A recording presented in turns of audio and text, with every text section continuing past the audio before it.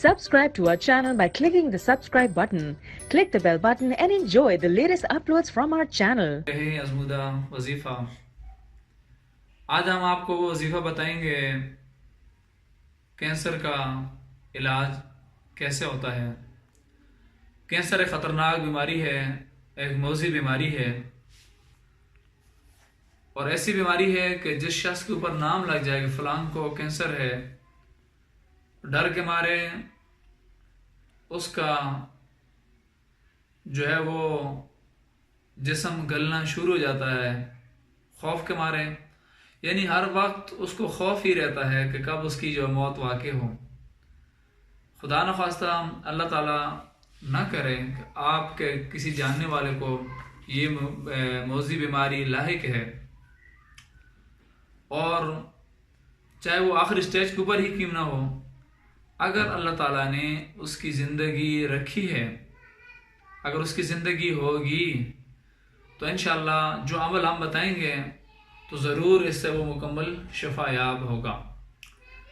تو کرنا ایسا ہے کہ پہلے اور آخر میں، یعنی سورت پڑھنے سے پہلے اور سورت پڑھنے کے آخر میں 11 مرتبہ درود ابراہیمی پڑھنی، جو ہم ہر نماز میں پڑھتے ہیں، وہ درود پاک پڑھنی ہے سورت پڑھنے سے پہلے 11 بار، اور اس کے بعد پھر آپ نے سورہ مریم پڑھنی ہے۔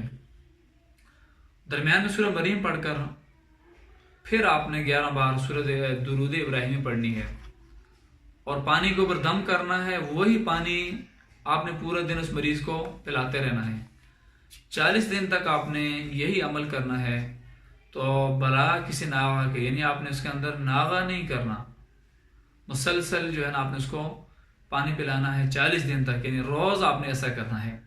تو انشاءاللہ العزیز اگر اس کی زندگی ہوئی تو اس کو ضرور صحتیابی نصیب ہوگی، اور یہ جو موذی بیماری ہے اس شخص کے پھر اس سے جو ہے دور ہو جائے گی۔